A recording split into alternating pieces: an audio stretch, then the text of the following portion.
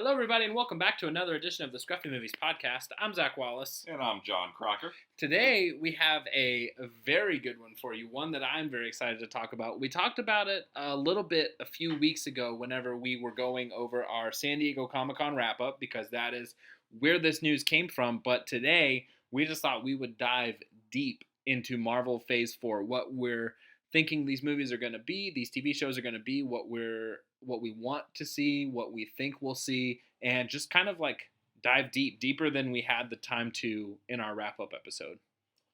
So where should we even start? Should we just look at the giant poster that was there at Comic-Con and just start on the left and work our way through?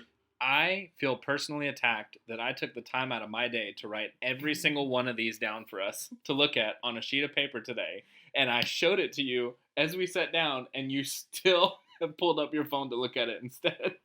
Well, you are approximately a foot and a half away from me, and it would be very inconvenient to look at the list.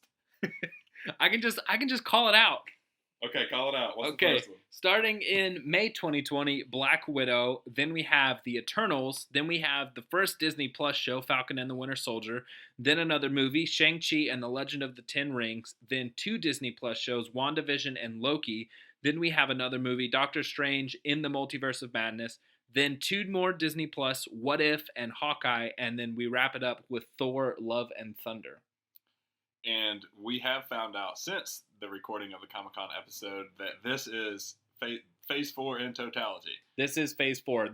He said that they brought out Mahershala Ali to tease Blade in Phase 5 just because, like, the ink had dried on the contract, and they were like, well, let's have just a cool big announcement at the end. So when he made his little comment there at the end, we haven't even talked about mutants, we haven't even talked about Fantastic Four and all that stuff, it wasn't just a teaser, which in the past they have announced sort of first phase of a phase and second phase of a given phase.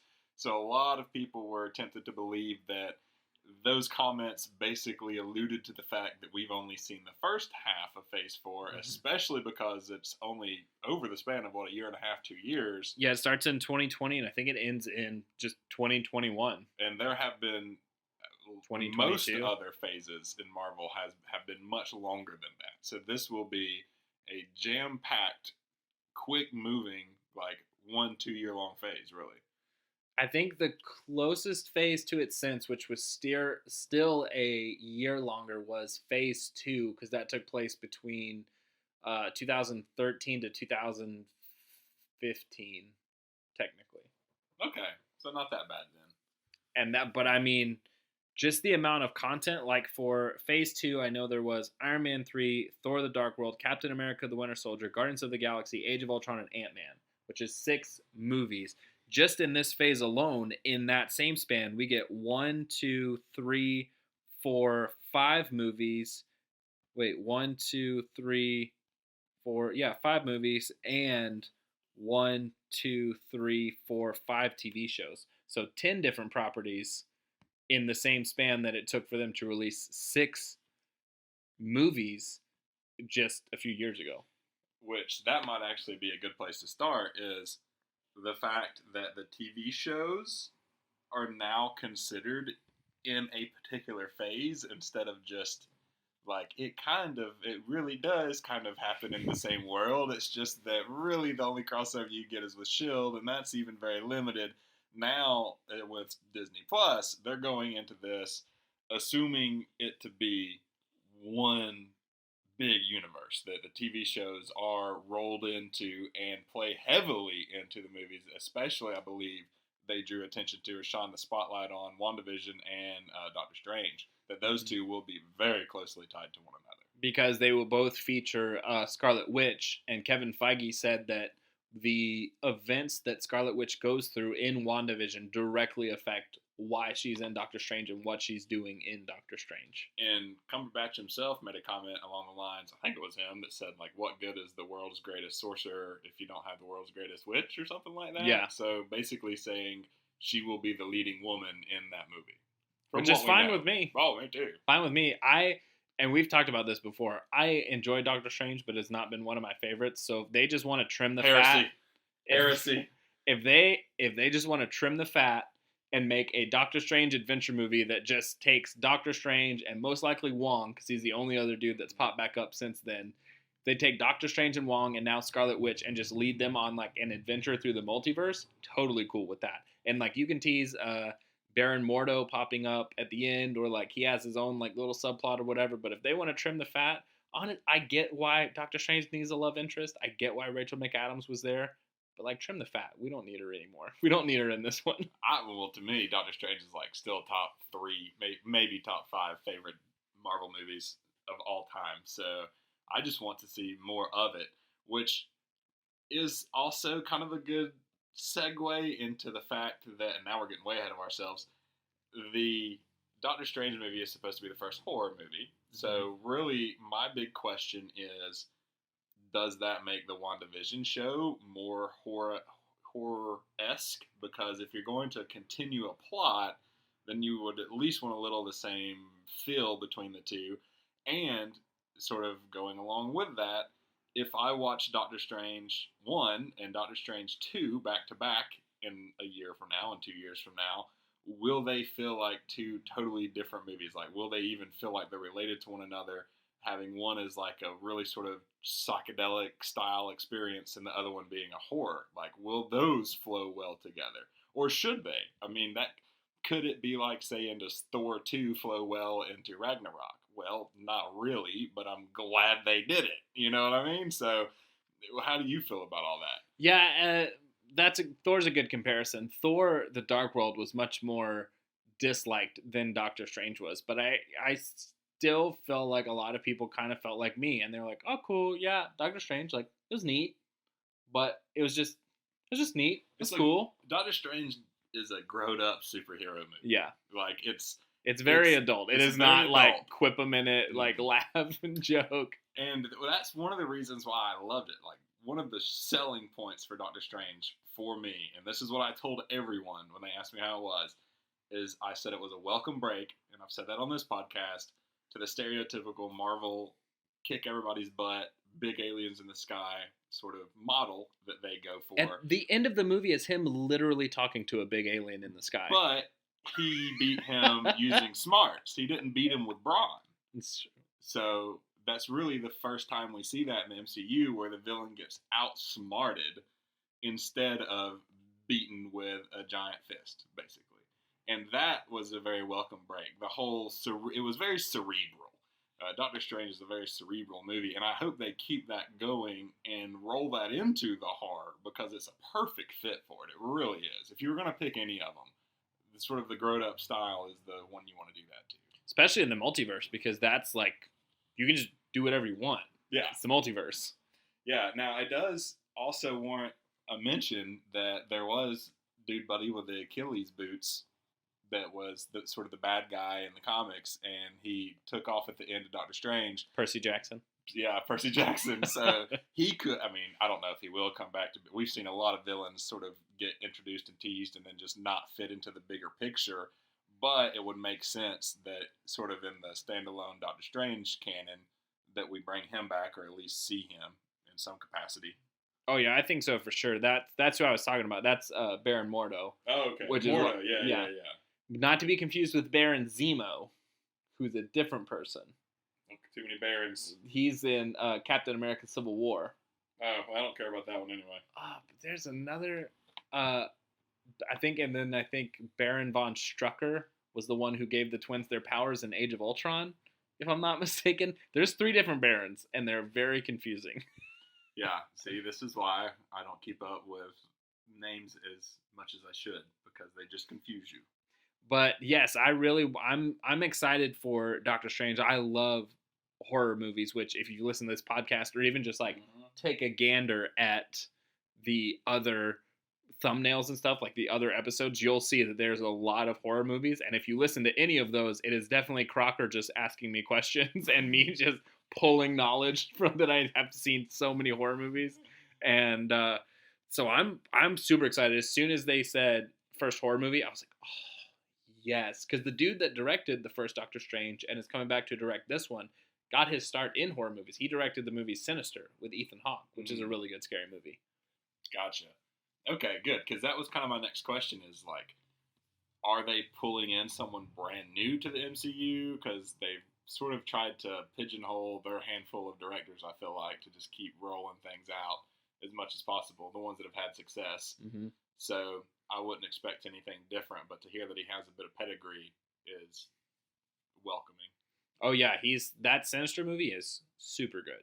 It's a really good horror movie. And whenever they announced him as the director of Doctor Strange, I was like, oh, that's weird, because I was like, he's only directed horror movies. But the same can be said for James Wan, who only directed horror movies until he got his hands on Furious 7, and then killed it with Furious 7, and then he directed Aquaman and killed it with Aquaman. Yep. All right, so where do we start? Black Widow is the one at the top of your list? Yeah, Black Widow is the first one that's coming out. It's coming out in May 2020, but they waited until the very end to announce it. And there are a few things that I'm very excited about in this. Apparently, which everyone was not thinking, everyone thought this was going to take place in the 90s, and it was going to be like a prequel movie. Mm-hmm. That's not true. It's taking place in between where we last see Black Widow and Captain America Civil War. It takes place after the events of Captain America Civil War. And I'm pretty sure because the main other girl in it, Florence Pugh, I believe is how you pronounce her name, she was just in Midsummer and Fighting with My Family. She is playing Yelena Boleva, which is the other Black Widow. And they're like sisters trained at the same academy, and they have to like team up to do something. So I'm sure this is going to be like a passing of the torch movie between the two. So I'm excited to see that dynamic. I'm excited about the timeline it's taking place in. I'm also excited about David Harbour, who you may know better as Jim Hopper from Stranger Things, is coming in to apparently play the main villain. So that's awesome. And then I'm also excited for, we have not seen it, but of the footage description they showed at Comic-Con, they said this was like just a straight up, it looked like a Jason Bourne movie. They were like, it does not look like a Marvel movie. It looks like a gritty action, like in the vein of the Winter Soldier movie. So I was firmly in the camp of those who wanted to see a like 80s, 90s period piece between her and Hawkeye and their backstory in Budapest. You did get it right. Okay. You got it right. And awesome. Apparently in that footage, it says Budapest. It does. So that's what I was going to mention, is that apparently it is part of the movie, but we know because of the setting that it surely can't be the entire story by any means. However, Black Widow is, to the fans of this show, not a surprise. She's like one of my favorite characters in the entirety of the MCU because she's a badass, and she's like really the one that just is herself and uses her own skills, and I dig that. I cannot wait to see what they do with her and to see how they bring in Budapest, because I would like Hawkeye to get a little bit more action before his own movie as well, or his own TV show. Yeah. And I mean, gosh, if they could roll the events of this movie into his TV show eventually, that would be awesome. And I'm just excited she finally gets her time in the spotlight. Yeah, I am too. I feel like for a long time they were, and Marvel really doesn't have any punches to pull with this one, because people can approach them and be like, "Hey, you guys didn't give us like a female-led superhero movie until Captain Marvel," and they could be like, "Oh, well, we were this, we were that, we were figuring stuff out, but like, there's really no like good reason for why they just didn't do one yet." Yeah. And so now getting Captain Marvel and then Black Widow, and then actually rolling into a little bit of the Eternals, which is not a female by themselves, but it also has much more of like the female Selma Hayek is the one who leads the group and who leads the Eternals, and that has Angelina Jolie in it and a couple other. There's one like younger girl that plays one of the characters, and then just a few guys. But that also seems like it's going to be much more of like a female-led type movie. Yeah, this is the one I'm worried about more than any of them, I would say, because so far it has been pitched as what you're saying, which is like, look at us, how awesome are we for making a female-led movie. It's like you had probably one of the most successful Marvel movies of all time with Captain Marvel. You've already got Black Widow in the hopper, but still for some reason they feel the need to, and we mentioned this in the Comic-Con show, to literally call out to the point of exhaustion the fact that there were so many women in the film. Like, they introduced all the characters as strong female leads. Strong female leads. Oh, we have the first deaf person playing a deaf person role. So we'll see how it shakes out. I feel like that was all just freaking a stunt for being on stage at Comic-Con, and that they kind of had to pay the piper a little bit with that one. But if it ends up being the first movie in the Marvel Cinematic Universe that is simply there to make a statement and not to make a good movie, then I think it stands the chance of being the first failure. Well, I mean, you say that, and you're like, they kept announcing strong female leads. They already have Captain Marvel and Black Widow. But then on the other side of that, for the men, they had Iron Man, Captain America, Thor, Hulk, Guardians of the Galaxy. Well, I don't know. I would just assume that it's literally outweighed like 10 to 1. Oh, no. So by them saying, more strong female leads is not something where I'm like, you're starting to get up there. You got enough. I don't know. I just think that Selma Hayek and Angelina Jolie can stand on their own 2 feet without having to put a special lens over them. I mean, I feel like it's such a weird choice for Angelina Jolie, because like I get she's like a star and everything, but I don't know. She just seems more of like, I don't know, maybe in the 90s or something. Well, I don't know. It's I was about to say, it's just according choice. To the conversation you and I had the other day, if someone hasn't been a lead in a movie in a decade, then they're considered B-list now. I would still consider Angelina Jolie A-list. She's been a lead in a movie in the last day. Mr. and Mrs. Smith. That was in 2005. Yeah, exactly. Wanted. No, that's 2008. Yeah. She's kept around more than frickin'. According to your definition, she is a B-lister. Who are you said? Michael Douglas and whoever Michael else. Douglas. If someone should retain their A-list status for their entire life, I feel like Michael Douglas. Yeah. Everybody knows who he is. No way. Yes, no. Absolutely. People know who Angelina Jolie is more than Michael Douglas. I could walk up into a high school now, and I guarantee you, if I had a picture of Michael Douglas in my hand and Angelina Jolie in my hand, and I said, "Who do you know?" they would say Angelina Jolie more than Michael Douglas. Some kids might be like, "Oh, that's the guy from Ant-Man," but most people would be like, "Yes, Angelina Jolie." Even if the people who did know Michael Douglas would be like, "Oh, that's the guy from Ant-Man," I'd be like, "What's his real name?" And they'd be like, "I don't know."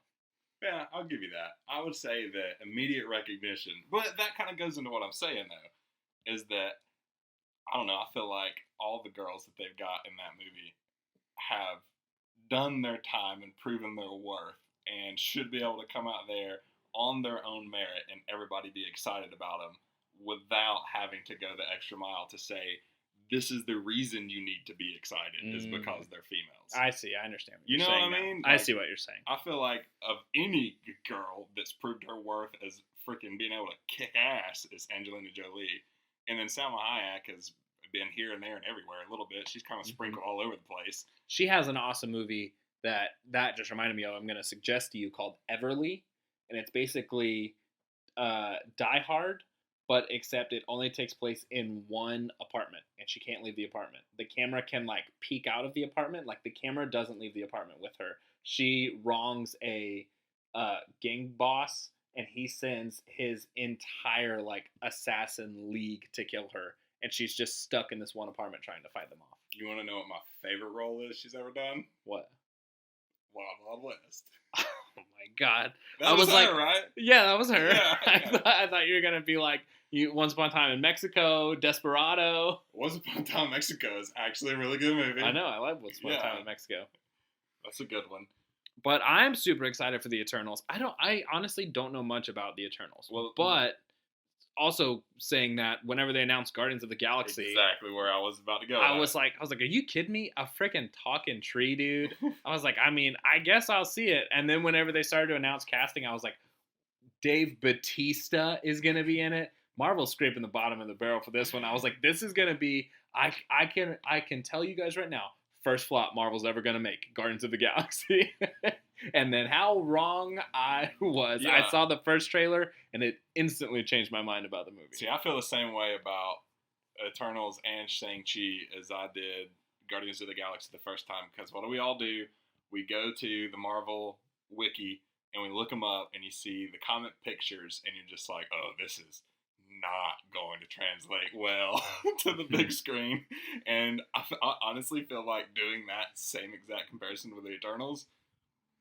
Looking at the Eternals, I would be like, oh, that would translate much better than Guardians of the Galaxy did, or would. So they've proven themselves before. I have full faith in them.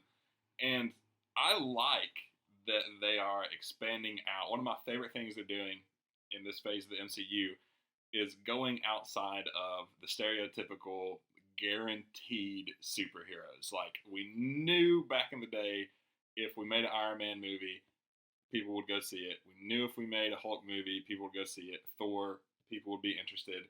Spider-Man has quite literally been flagship character since the beginning of time for Marvel. Like, it has always been their most popular character.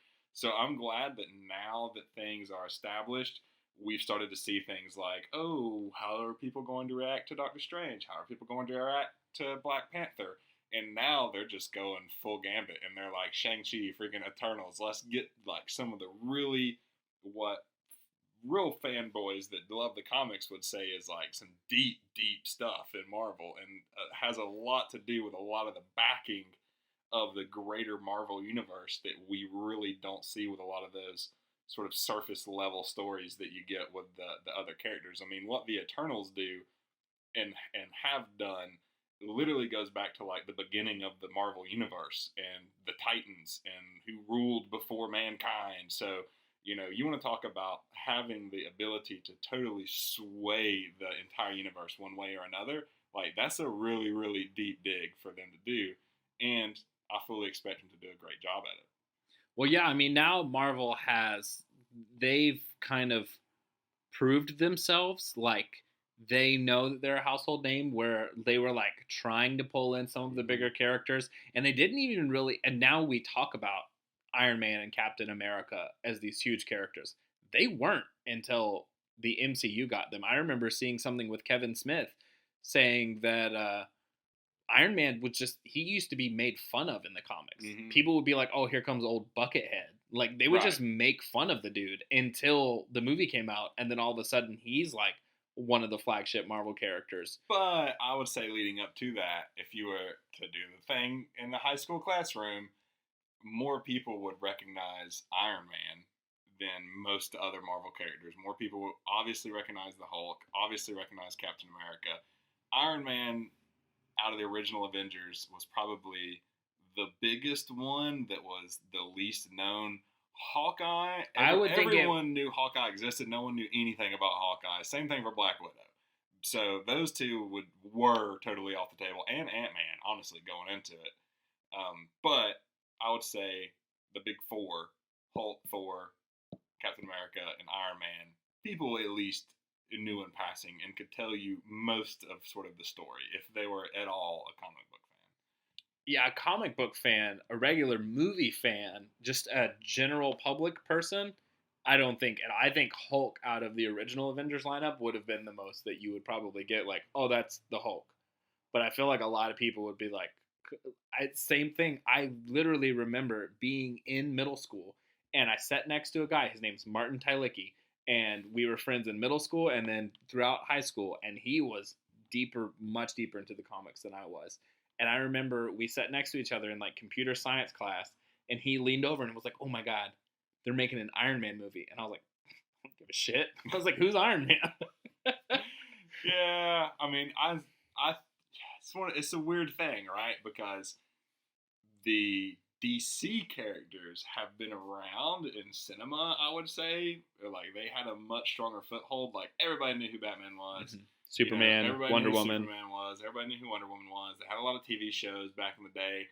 Now, there was a Spider-Man show back in the day, but that Spider-Man, he's sort of, again, the most recognizable one, along with Wolverine, probably, in the entirety of the Marvel, not just MCU, but the entire Marvel universe. I can agree with that. I don't know. I feel like Hulk, I still feel like everybody knew Captain America that knew anything. Everybody knew Hulk. Everybody knew Thor. And Iron Man, out of those, was probably the least known.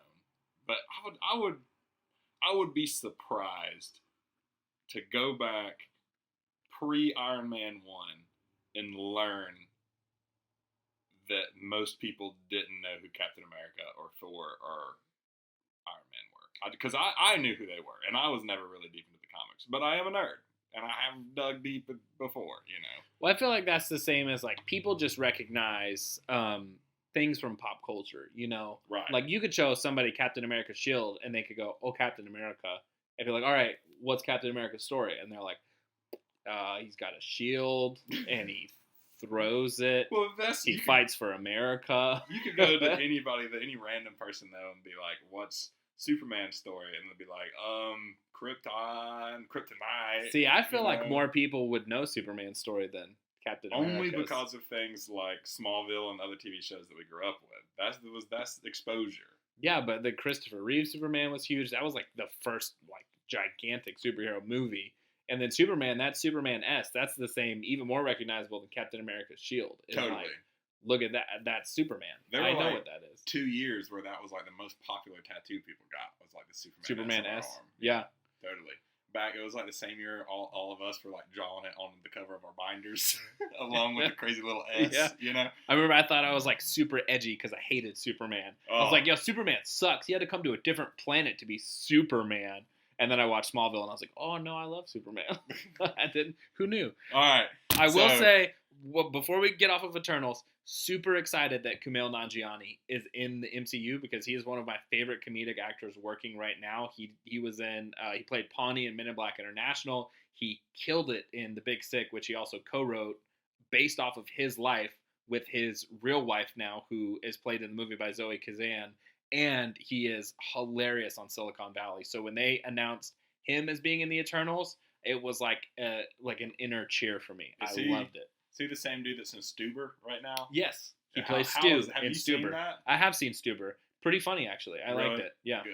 That's Dave Bautista, too. Yeah, and actually more of like a, it was funny, but it had like a pretty good, like a nice twisty story, too.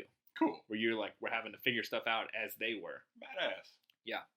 But yes, moving on, Falcon and the Winter Soldier, which I'm going to get my points out first because I know you're going to have something negative to say about it. I don't have anything to say. It's going to be a TV show. You know what? I'll recant it's going to be a TV show. I'll recant all of my previous statements about the Eternals possibly being the first Marvel flop. I think this could be the first Marvel flop. I think this has a real possibility. I think this show has a real possibility.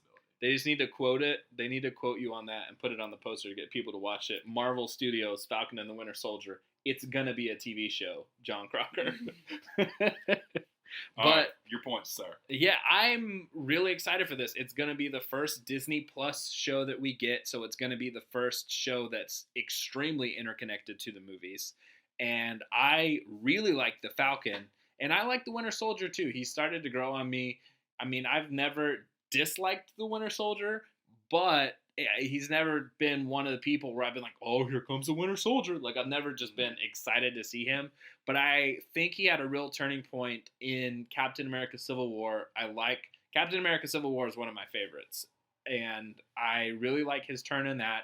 He continued that turn in Infinity War and then in Endgame, I think, even though he wasn't in it very much. I feel like he's just started to turn, and he's turning back into, like, old Bucky, and it's nice that Captain America has like this foil there. I mean, not anymore after Endgame, but it's nice that he can carry through the ideals, but in a different way that Captain America grew up with. And I like that they're pairing Falcon and Winter Soldier together because they had really good chemistry in Captain America Civil War, and they're fighting Baron Zemo, which was also in Captain America Civil War, so that's going to be awesome. And they said one of the big points of this movie is going to be that the government does not want Sam Wilson to be the new Captain America. And they're going to have to they're having to fight back against the government and being like, well, you know, Captain America chose me to be the new Captain America. And the government's like, yeah, but you're not Captain America. Yeah, I would totally be the guy that's like, well, he picked me, so sorry for you. I want to go hide now. Sorry, guys. Yeah. But I'm excited for it. I'm really excited. I'm a huge fan of interconnectivity and seeing everything possible in a universe and connecting all the stuff together. So the fact that they are just straight up TV shows are in this phase. If you don't watch the TV shows, you're going to be lost. It's cool with me because now we're going to be able to prove who the real fans are, other than just Have you seen Agents of S.H.I.E.L.D.? And if you haven't, then no big deal because it doesn't connect that much. Right. But like this one is going to straight up connect. And if you don't watch it, not a real fan. Maybe. We'll see. Oh, what does that sound mean? That sound means it's halftime. Woo woo! So if you haven't listened to the show before, halftime is the part of the episode where Crocker and I take a break from the conversation we're having and we talk about recent movie trailers we've seen, movie news, things we're excited about. So what do you have on your list this week? So the big thing I have on my list this week, and I have literally nothing else other than this, and you know that we're going to have a conversation about this. I recently sat down and watched, and I want to get this right, so I'm going to pull it up. Oh my God. The Douglas Fairbanks 1922 silent film Robin Hood. And it was awesome. So here's the deal. I've been into swashbuckling recently. Like, weird reasons why. Because of Dungeons and Dragons. Part Dungeons and Dragons.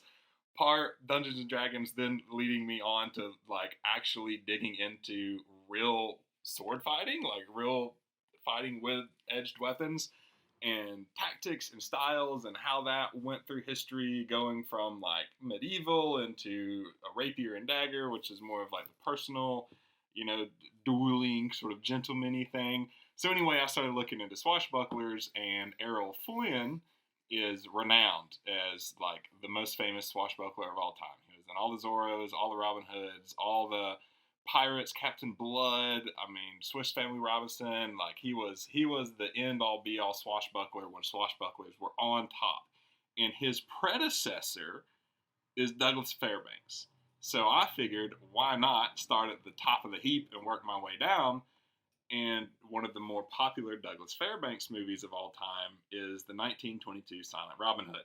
So I honestly had no intention of watching this entire movie, but I turned it on just to see what it was about. And the quality was better than I anticipated. Okay, I'm expecting like 1922 terrible quality, but it's really like watching an episode of Andy Griffith. Like, it's black and white, but you know what's going on. Like, you know, just because color's not there doesn't mean that you can't see what's happening on the screen. And then about 10 minutes later, after I discovered that in 1922 people could read really fast, and I can't read fast when words pop up on the screen, and they used a lot of big words, I was captivated.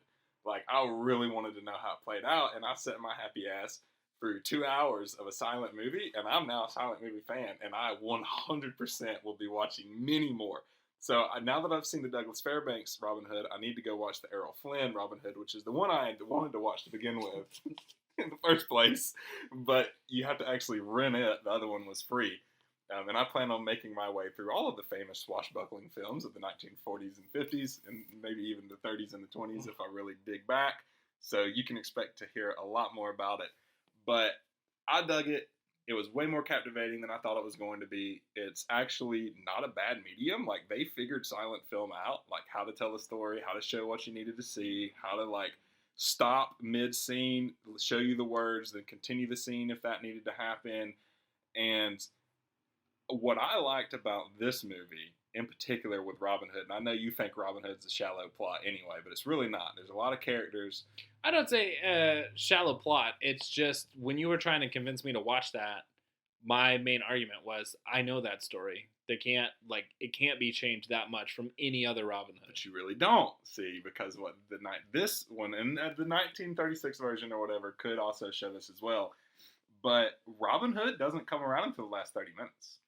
The entire movie is what happened between King, I think it's King George, the Lionheart. No, it's King someone, the Lionheart, whoever the Lionheart is, and his brother, Prince John.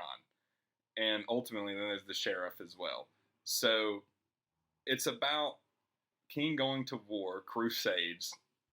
Robin Hood, who was a knight, goes on these crusades with him, and then eventually ends up deserting the crusades, coming all the way back to England to take care of the tyranny that has started to happen since Prince John took over.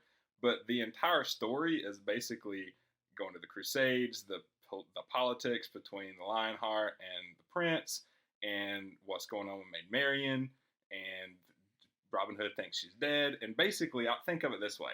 So in this is hilarious, but in Robin Hood Men in Tights, where the opening scene where they're in the jail and they have to break out, and then he heads back to where he's from, not onwards to the Crusades. That basically picks up in the last 30 minutes of this movie, where Robin Hood is actually Robin Hood. He's got the merry men. They've started a camp. He's become a famous archer and all of that. So all of the story that you see in classic Robin Hood, when Robin Hood is Robin Hood, actually takes place at the very end of this film, which I thought was awesome. And it was super captivating. Like, really locked me in more than I thought it would. And there are so many scenes that were lifted and placed directly into other Robin Hoods. Like those classic scenes in the big feast hall that you always see running up the stairs, it's cut right out of this original. The scene where Maid Marian and her handmaiden take off on the horses in the middle of the night, totally lifted from this. I mean, there's so many scenes that are just copy and paste throughout every other Robin Hood. So I am on a personal journey to go through every Robin Hood movie ever made. I will watch them all again. Yeah, I didn't really. But why? Why is someone who's willing to give any movie a shot and to withhold judgment until they watch a movie not willing to go back and watch one of the most acclaimed masterpieces in all of cinema? I just think I'm gonna fall asleep. You won't. And I'm not. And I'm a person who, like, I will give any movie a shot, but I'm also somebody who I seek out movies that I think I will enjoy. So if it comes up to me and it's like, hey, watch this. But it has to be. It can't just be like, hey, you need to go on YouTube and watch the 1920s Robin Hood. It's Prime. Because I'm Prime. The YouTube version that doesn't. sucks. I'm never gonna do that. I'm never gonna do that. I'm doubting you as a real movie fan. I seek out movies that I think are gonna be entertaining. If you were like, hey, me and we got a bunch of people, we're all going to the movies tonight. They're showing the 1920s Robin Hood. Then I might be like, oh, that's interesting. I'll go check it out. But if you're like, hey, just in your free time, check out 1920s Robin Hood. No, in my free time, I gotta catch up on Supernatural. I got so much more stuff I gotta do than watch 1920s. Than to go out of my way for a movie that I already am like, I don't know if I'm gonna like it that much. You watch so many movies though, it's hard to believe that you can't slip it in. And like I said, I'm not telling you to watch it. I'm telling you to watch the first 10 minutes. And if after the first 10 minutes you are not like you don't want to know what happens, then turn it off. But I can assure you that you'll actually like be cooking popcorn by that point. I don't know if I will. You haven't given it a chance. I have not given it a chance, so it may be amazing, and I'm just being biased by silent films things I think are more. How many like foreign kung fu movies do you watch? Do you watch a lot of those? No. See, I do. I've watched. I own. I think 2 movies that were what? IP Man. No. Umbach. No.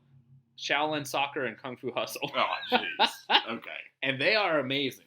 I love those. And I don't have a problem with reading because I much prefer them to just speak whatever native tongue they're speaking and then for me to read it because it throws me more off to see their mouths move but the English not line up than to just read what's happening. The way I've been telling people is that I was in the perfect mood. Like, I was in the mood to watch an old Kung Fu movie where I was willing to sit there and read the screen. And when you can do that, when you're in that mood, watch this movie because there is surprisingly little text in it. Like, I kind of figured it was like every 10 seconds we'll get some more stuff to read. But they tell 98% of the movie without words. Like, it's only when you need to know the details of what's going on that they use words. Great. You're so lame. You're so lame. In present day news for my halftime, It Chapter 2, the runtime was revealed. Do you want to guess what the runtime is going to be for It Chapter 2? Did you see that? 2 hours and 45 minutes. You did see it. So no, yes. I didn't. Did you really not? No, I guess that. 100%. That's like exactly it. Really? Yeah. That is so I've sort of figured recently with a lot of these really long movies coming out, Avengers and everything else, that their guesstimate for like how long someone's butt can last is about 2:45. Yeah. But yes, it is literally, I think, like 2 hours and 40 minutes. Oh, in Robin Hood, there was a legitimate intermission. It's the last time you see one of those. Kung Pao, Enter the Fist. Yes. It's the God. last time I saw an intermission. It's been a long time since I've seen that movie. But yeah, so it's gonna be super long, but I ain't worried about it. I'm currently 10 hours away from finishing the It audiobook. I think I've been listening to it steady for like 2 or 3 months. Woo. I am 35 hours into a 45-hour audiobook. I'm almost done with it, so I'm excited. That is a long book, bro. It's over 1,000 pages, like book form, and it's thick, and I've never just been able to sit. I've never just been like, oh, super cash. Let's just pick up this 1,300-page book and give it a read. No. So I saw that we have an Audible account now, my wife and I was like, that's the only way I think I'm ever going to make it through the original story. And so I've just started, and now I've just kept going. And there's a lot of stuff that's different from the book than the miniseries or the movie. Also, and I sent this to you, but we haven't talked about it yet, Matt Damon was announced to be reprising his Dogma character as Bartleby in Jay and Silent Bob Reboot. I did see that. Which is super interesting because we have not, while other characters have popped up in the movies before, other than Jay and Silent Bob, we haven't had any returns to Dogma. Yeah, any crossovers from Dogma besides, I think, Alanis Morissette, who played God in Dogma, plays God either it's like the tail end of Jay and Silent Bob Strike Back or maybe Clerks 2, and she like closes the book on the View Askewniverse, but that's like the only one. So now we're getting like a legitimate reprise. So I'm very curious to see what they're going to do about that, because Dogma's actually, I mean, it's funny, but like some serious shit goes down in Dogma. I mean, from what I've seen in the trailer and all the headlines about this movie is like legitimately half of Hollywood is going to be in this movie. Fine with me. So me too. There's no telling what we're going to see. Yeah. We got another teaser for American Horror Story 1984, which I'm super excited about because that is just going to be straight up a slasher 80s show. So that's awesome. It was just announced that Rambo Last Blood, which no surprise is going to be R-rated. So that's just super cool. I'm glad they didn't tone down Rambo like they tried to tone down John McClane in Live Free or Die Hard, which actually wasn't a bad movie, but they made that one PG-13. You know, I still haven't seen that one, I don't think. Actually not bad. A Good Day to Die Hard is worse than Live Free or Die Hard, that one's rated R. Yeah, A Good Day to Die Hard is the last one I saw in theater. Yeah, and they like legit, they show like the bad guys are doing something like on the other side of a bridge, and so John McClane jumps off of a bridge in like a mini tank or something and is just like driving over cars, and they're like, yeah, those cars are demolished. You definitely just killed all of those people. And if we just count one person driving all those cars, which probably there wasn't, you killed 30 people to save like 4. So it starts to get a little strange at the end. It's the A-Team formula. As long as you don't show anyone actually die or get shot, yeah, they don't die. Lived. Yeah. Marlon Wayans has a new Netflix comedy coming out called Sextuplets, and he plays all 6 versions of twin brothers and sisters, and it looks straight up just like it looks like Norbit, like the Eddie Murphy Norbit movie. It looks like it looks like they wrote a sequel to Norbit or to The Nutty Professor. And they were like, well, we can't get Eddie Murphy, so they just rewrote it to be a standalone. And Marlon Wayans was like, I'll do it. Totally not related to that movie at all. That is probably the one person that I want to see do a stand-up special. Marlon Wayans? Yes. He's Damon really, Wayans. Damon Is it Wayans? Marlon that you were talking about? Yeah, Marlon. Who played Little Man in Little Man? Gotcha. That's Marlon Wayans. I'm thinking Damon Wayans for some reason. Damon Wayans from Major Payne?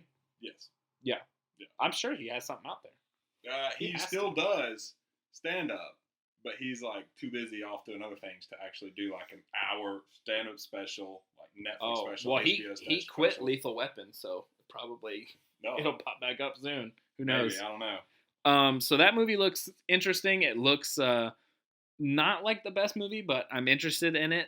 We got a teaser, which I am super excited for. They're bringing back Are You Afraid of the Dark to Nickelodeon, and for right now I think it's just going to be like a mini series. It's only 8 or 12 episodes or something, but I'm hoping beyond hope that those 8 episodes do bananas. And they're like, all right, yeah, it's just going to be like a cool thing, but Yeah, season 2, season 3. Like, bring back Are You Yeah. Afraid of the Dark? We've talked about it before. Yeah. Kids need, like, scary kids shows to get that release. Our They don't have generation, anything right now. Or this current generation needs it. Yes. Like, they need it. You need something to scare you. Yep. So you can be like, you can get used to the real world horrors as you get older.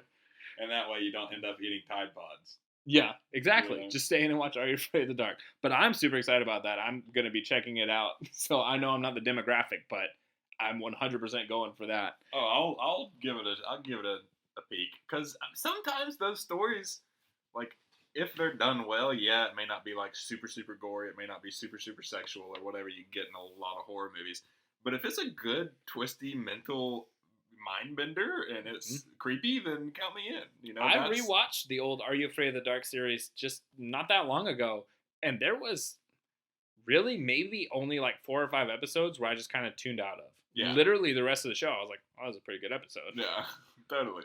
And then finally, which is super awesome, Kevin Conroy, who voiced Batman in Batman the Animated Series. Basically, if you know Batman from an animated property where you're like, whoa, this guy's a really cool Batman, that was Kevin Conroy. He was just cast in the DC Universe's Crisis on Infinite Earths that's coming up on the Arrowverse, and he's going to be playing an older Bruce Wayne. So now, me specifically, I haven't seen anybody else talk about it yet. The only story I know that would have that old of a Bruce Wayne is Batman Beyond. So are they teasing a Batman Beyond to come too?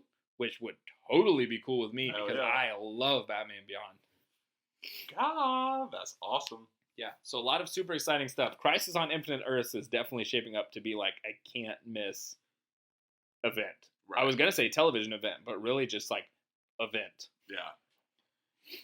Okay, so it looks like we may need to break our Phase 4 episode into 2. Because we definitely have not gotten that far. What's the last thing we covered? The Eternals? Yeah, no, I talked about Falcon and the Winter Soldier. You have not talked about Falcon. I have Falcon nothing. My mom always said, if you don't have anything nice to say, don't say nothing at all. Oh my god. So the next one up is Shang-Chi and the Legend of the Ten Rings, which I am very excited about. So this is one where I feel like they sort of gifted this to the Asian continent, and they were like, here's your chance to go make an awesome Marvel movie. And they have loaded it with as much potential as any other possible Marvel movie. I mean, the Ten Rings have been around since Iron Man 1. Literally. And that's sort of what I was saying earlier about the Eternals and Shang-Chi, both having the ability to massively swing everything we know or thought we knew about the MCU, because it does go so deep and it has been around for so long. And this is, again, you're going to hear this a lot, I have no idea what the Ten Rings were in the comics. So they could take this and run with it, and you're not going to get me going, ha ha ha, that's not how it's supposed to be. You know, so I think that, first off, I'm always down with more Kung Fu. So bring in the Kung Fu. I'm always down with virtually any like Asian interpretation of any movie ever. I'm usually a fan of. So I say give it to me. Hopefully we'll knock it out of the park, and hopefully we'll get even more. I want this to be like the genesis of something awesome. And I don't know anything about Shang-Chi, but I know that they have sort of stated that they plan on cutting really, really deep with the story. And anytime you get that, I'm a fan of it. Yeah, the only thing I know of like characters that I know before is that they said the real Mandarin is going to be in this movie. And apparently he's upset that someone else was out there using his identity. Oh yeah, I don't remember what Blu-ray it came on, but there is a Marvel one-shot back when they used to do those called All Hail the Chief or something like that. All Hail the King, I believe. And it's about Trevor Slattery, who played the fake Mandarin in prison, and then you see the man who's like interviewing him, trying to understand like why he would go along with all this stuff and everything. And it turns out that guy is Ten Rings. And he's like, yeah, the real Mandarin is upset that you've been using his name. Something along those lines. And he's like, oh, am I going to get to meet him? Like, just an idiot, like, right. As he was shown to be in Iron Man 3.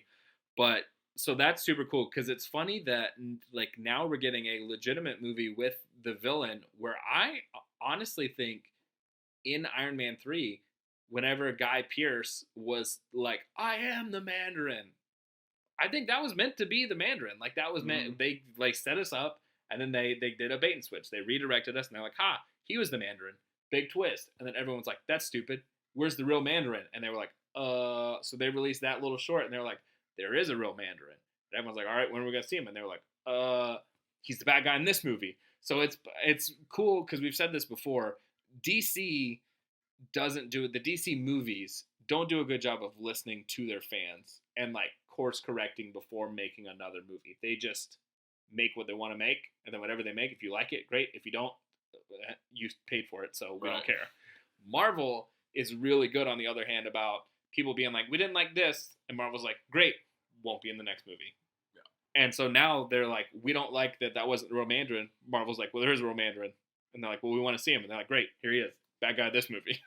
Yeah, I think Marvel, from what I understand, they give a lot more like leniency to the individual people that are responsible for each of the movies, but they say like, "Oh, this is a through plot that you need to have. Like, this is a sort of a bump that you need to hit, or a beat that you need to hit. Like, hey, be sure that you include some of these things. You need to work with the person that's making that next movie to be sure that this is going to flow through." But they give a lot of creative freedom to the people that are making these movies. And I think that's one of the reasons why you get such awesome movies, and and the willingness to be cohesive is because it's not like, this will be your plot, go make this movie so that it perfectly syncs up with others. It's more of a like loose. It's more of like a loosely put together story as they move along. Like, and even the Russo brothers, in a few interviews, would say like, "Oh, well, we've got something planned for that in the future, but it just kind of depends on how that director wants to go with it." Yeah, and Marvel didn't used to be that way, because that's one of the main reasons. Edgar Wright was on Ant-Man developing it since even before I think they came out with the first Iron Man. He was developing it, and they were so much like, "You need to do this, you need to do this, you need to do this, you need to do this." He was like, "Well, it's not my movie anymore," so he left. But then I think they also didn't really have a lot of faith in Guardians of the Galaxy. They were like, "Let's see." It was their first real test of like, let's see what happens. And then when Guardians of the Galaxy hit it big, and that was totally James Gunn just being like as awesome, absolutely weird as he could possibly be, and that hit it huge. Marvel was like, "Well, let's take some more risks," and you can see that with Captain America: The Winter Soldier. Mm-hmm. Wasn't really a superhero movie. It was like a government like spy thriller, and people were like, "That's awesome, love it," and they're like, "Great." it was like the Sharks and the Jets, man. And then now, especially, I mean, Marvel's just getting weirder and weirder, and I'm here for it. Thor Ragnarok, straight up, is like a Taika Waititi movie. If you've seen any of his other movies, it is a Taika Waititi movie, and that's like one of the highest grossing, one of the best received. So Marvel's definitely now just like, do what you want to do, which also excites me for Shang-Chi, because they probably do want to lean more into like kung fu and like all this old stuff, whereas in like the beginning stages of Marvel might not have made as much of an impact, because Marvel might have been like, "We need to make sure this is like a superhero movie. We need to make sure like this, and this." Now they're just like, "Yeah, make a kung fu movie. Who cares?" Yeah, and I feel like too, as Kevin Feige sits back on his throne made of billions of dollars, he's like, "Make a kung fu movie. I don't care." Well, and I think too, it was helped with the fact that you have like the Russo brothers that have a clear vision, because they started in Civil War, right? So they did Civil War. They started in Winter Soldier, right, and then continued on. Yeah. So I think that it may have been one of those scenarios where like Feige was just like, "Go check with the Russo brothers, make sure that your stuff isn't gonna mess up what they're doing, and then figure out how you can work together, and then you're good." Which is much better than saying, "Here is your script, go make a movie." Well, Kevin Feige, I think, was that person for Phase 1, was like making sure everything connected together. Nobody was stepping on anybody's toes. After the success of the Avengers, they invited Joss Whedon to be that for Phase 2. So he was that for Phase 2, kind of like checking, making sure everything was how it should be. And then after Age of Ultron came out, it wasn't as well received as the first Avengers, so he kind of bowed out, didn't want to do it anymore. So then I think Kevin Feige, and then eventually the Russo brothers, and I also want to give credit the Russo brothers, but also Christopher Marcus and Stephen McFeely, who co-wrote The Winter Soldier, Captain America Civil War, Avengers Infinity War, and Avengers Endgame, if you've seen a Russo brothers directed Marvel movie, Christopher Marcus and Stephen McFeely have co-wrote that together. They, like, the four of them with Kevin Feige, like, work through everything, make sure this and that, like, everything's connected together. It's one of the reasons why we were so sad when James Gunn was fired as being the director of Guardians of the Galaxy 3, because he was the guy that was hired to do that for Phase 4. And now that he's rehired, he's going to be that guy again. And so he's like, yeah, I don't know if, like, this stuff probably got up and running without him, but they probably have some kind of plan going through. If not Phase 4, at least Phase 5, because Guardians Volume 3 was not announced in Phase 4, but it's probably going to be a huge part of Phase 5. If the Guardians might show up in Thor Love and Thunder. The last we saw Thor, he was on the Guardian ship. It would make total sense that he would be with them, at least when the movie starts. Yeah, I mean, after Comic-Con, someone asked James Gunn on Twitter why he wasn't there or didn't have an announcement, and he basically said that because I have to make Suicide Squad first. It was his actual answer to him. Then that makes sense that, like, okay, we hired you back, but you've lived your own life since we fired you, so now we have to deal with those repercussions, and you have an entire other movie to make. So I would see coming back for Phase 5 to be more likely than getting all the way back in the fold for something that's already underway.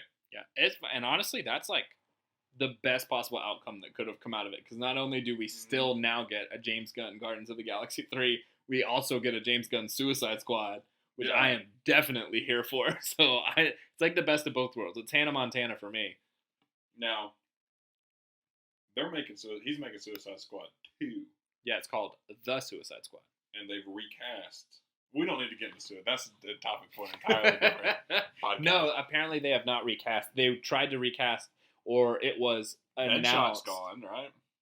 It was announced that Idris Elba was going to be Deadshot, and then apparently either fan outcry or that actually wasn't the truth made them be like, oh, no, he's a new character. Will Smith's still going to be Deadshot whenever he can be Deadshot, so they kind of retracted that. Gotcha. So I guess we can cover one more. We can cover WandaVision, and that takes us halfway through Phase 4. Okay, awesome. And then the next episode will be the other half of Phase 4. So WandaVision, the second Disney Plus show, and this one, Kevin Feige announced as being unlike anything you've ever seen in the MCU before, and that it's going to be just super weird. Which would make sense that it's going to roll into a horror film. Again, long-time listeners to this podcast will know that Scarlet Witch is like my second favorite hero to Black Widow. And I think that she has the most untapped potential as far as a character goes. And especially as far as a hero's powers go. Oh, yeah. I want that one scene. I want her version of the Vader in the hallway scene, which I may have said before.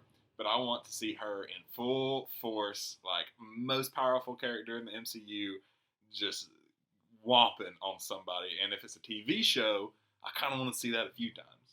Well, she almost single-handedly killed Thanos in Endgame. I know. Literally nobody else was helping her. And she would have killed him if he wouldn't have opened fire on his own troops. If he wasn't willing to just kill his own people to save his own life, she would have killed him. There was nothing he could do.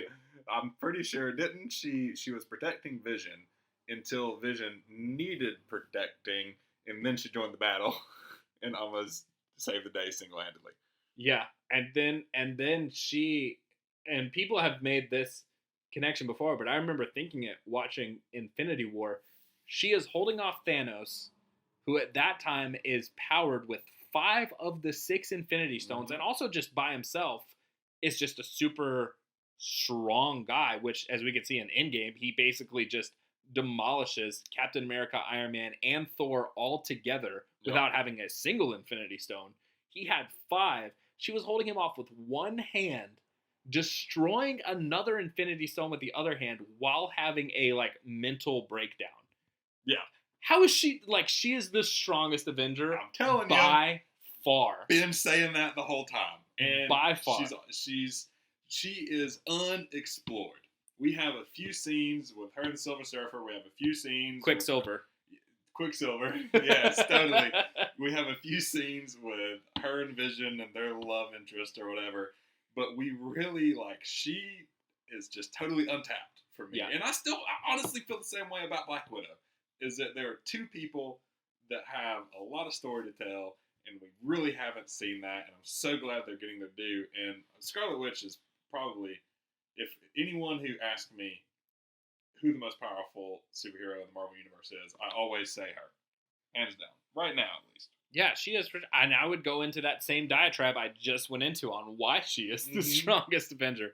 But I'm excited. I feel like we also kind of the same with Scarlet Witch. I don't really feel like he's untapped because we have seen him do a lot of cool things, but we just also haven't really explored Vision yet. Yeah. As a character, he's just been more of like a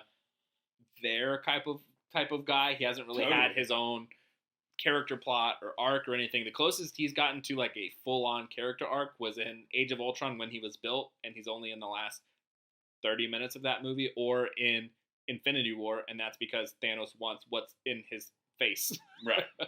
So right. I'm excited to explore both of those more, and the fact that it's just going to be super weird. Like, I'm here for it. I see weird stuff. Like, I go for weird stuff. There's a movie called The Greasy Strangler that I really want to check out that's apparently just weird as can be. But like, I'm just here for the weird stuff. And I also, and we've said this before, it's the same way I am with The Rock. I feel like now I have almost like a blood oath to Marvel because they have just literally not let me down anytime. Yeah. I just gotta see whatever they're like, hey, check this out. I'll be like, yeah, okay, sure. Why not? Yeah, you've earned the right. Yeah. You've earned for you to say, trust us, and for me to just go, sounds good. Totally. Awesome. Well, I guess that about wraps us up. That takes us through part 1 of Phase 4, so I guess we'll do part 2 next time, in which we'll cover Loki, Doctor Strange in the Multiverse of Madness, What If, Hawkeye, and Thor Love and Thunder, which I'm very excited to talk about. Probably my favorite half of the phase next time. Oh, is all those? Yeah, because these are more of people that we already know and like more established brands. A lot of people on this one we know some of the characters, but they're more like, prove yourself. Doctor Strange. We already know that the rest of these people have proved themselves. The Doctor Strange and the Thor movie are the two by far that I'm most excited about. But I think they're going to be the best. I'm excited to watch Black Widow and WandaVision more than the others, but as far as like cinematic event, I think that the Doctor Strange and Thor are going to be just. Oh yeah, I absolutely can't wait for Thor: Love and Thunder. We'll get into that a little bit more next time. But thank you everybody for listening to this episode of the Scruffy Movies podcast. Please like, follow, subscribe. Please follow us on Instagram at Scruffy Movies and Crockalicious. And we thank you all for listening, and we will see you for Phase 4, Part 2 next week. Bye.